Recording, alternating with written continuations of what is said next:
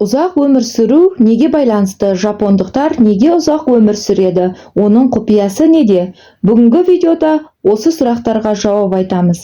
Бәріңізге сәлем. Бұл пайдалы кеңес арнасы. Сіз үшін пайдалы болатын каналыма лайк басып, подписаться кнопкасын басып, қолдау білдіруіңізді сұраймын. Алдын ала рахмет. Ең ұзақ өмір сүру, ұзақ жасау жапондықтар үшін өмір сүру нормасына айналып барады. Шынында да Күншығыс елінің тұрғындары қазіргі таңда ұзақ жасаушы мемлекет тұрғындарының тізімінің көшбасшысы болып тұр.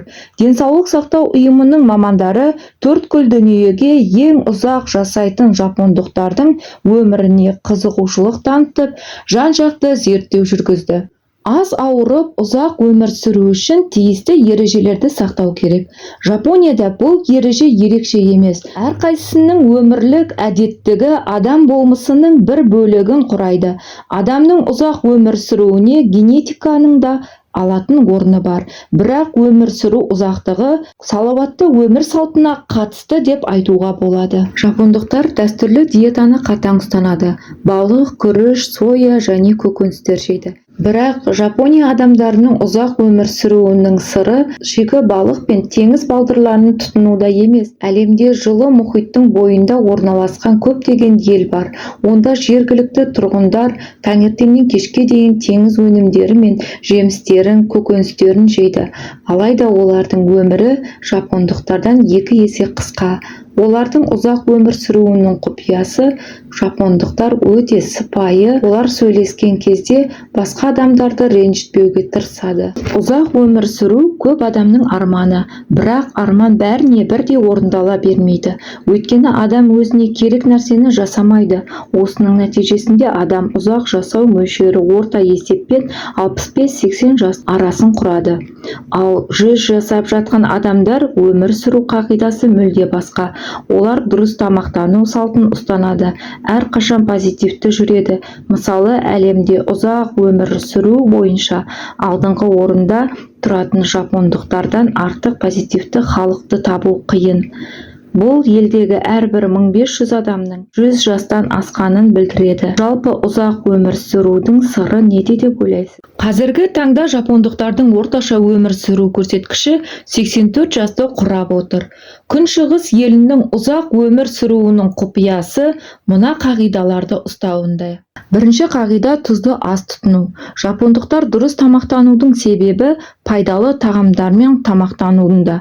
Бізге қарағанда тамақтың мөлшері өте аз және көптеген әртүрлі кіші ыдыстарға құйылуында.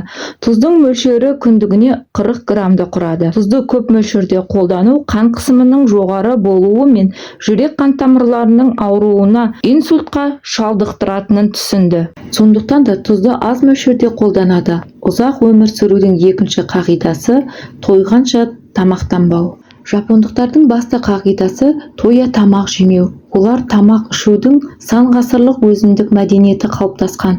Күншығыс елінің тұрғындарының әсіресе қыздары тамақты тауысып жемейді. Ыдыстағы тамағының 80% ғана жеу басты қағида ұстанады. Үстелден ашығу сезіммен тұрады екен. Салауатты өмір салтын ұстанатындар ауырмай 10 жылға ұзағырақ өмір сүруге көмектеседі дейді ғалымдар. Дұрыс тамақтанып спортпен шұғылданатын болса, адамдардың созылмалы аурудың 80 жастан кейін ауырады дейді. Салауатты өмір салтын ұстануды да үнемі диетологтар да айтады. Тамақты қатты тоя жеу денсаулыққа аса зиян келтіреді. Жапондықтарда тағамның әр түрінен кіші ыдыстарға салынып беріледі. Бұл ережені ұстануға тырысады. Әр түрлі жемістер жеу бұл ел үшін дұрыс тамақтану ережесі. Диета ұстау, жемістерді көп қолдану сырт сымбаты мен денсаулық үшін де маңызды. Әсіресе ақ түсті қантты мүлдем пайдаланбайды. Олардың рационында күріш пен көкөністер және теңіз өнімдері болып табылады. Үшінші қағида ыстық тамақтардан бас тарту. Асқазанда ыстық тағамдардан қатерлі ісігін тудырып, өлім көрсеткіші жоғары болады. Ыстық тағамдардан асқазан ауруының патологиялық процесіне әкеледі. тағамдар ғана емес, ыстық сусындар да қатерлі қауіп әкеледі. Төртінші әдісі көкөністер мен жемістерді көптеп қолдану жапондықтардың дұрыс тамақтануы әрі денсаулық кепілі. Ет өнімдерінің ішінде әсіресе балық өнімдері мен тауық еті және теңіз өнімдерін қолданады екен. Жапондықтар тауық жұмыртқасын сирек жейді. Сиыр еттерін үлкен мерекелерде тұтынады. Бұл елдің асханасында қант пен сүт мүлдем жоқ десе де болады. Бесінші қағидасы тағамдарды дұрыс пісіру ережесі. Жапонияда қуырылған тағамдарды сирек жейді. Асханасында көбінде қайнатылған балғын тағамдарды пісіреді. Тамақты асықпай жеу үшін бамбук таяқшаларымен жейді. Нәтижесінде тағамның 20% аз жейді.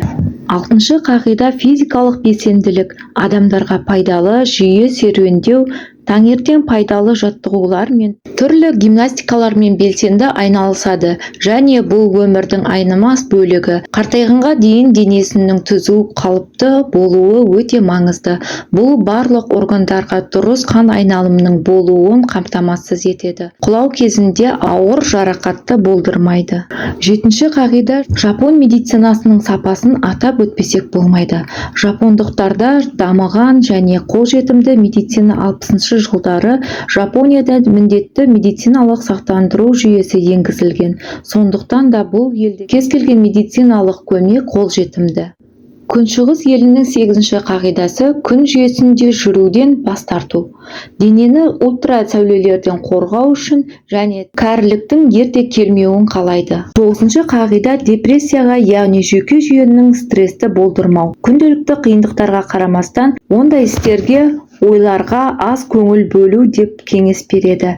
Депрессияны жеңілдету ең оңай жолы күлімсіреу мен қарқынды өмір сүру мен айналасындағы адамдармен әңгімелесу. Жапондықтардың 11-ші қағидасы шай дайындауға көп көңіл бөлуде. Жапонияда шай дайындаудың 1000 жылдық мәдениеті қалыптасқан. Олар әртүрлі пайдалы қоспалар қосылған көк шайды көбірек ішеді. Олар шайды ұнтақ түрінде пайдаланады. Өздері өсіріп жинайды, оны сақтауы да өзінің сыры бар.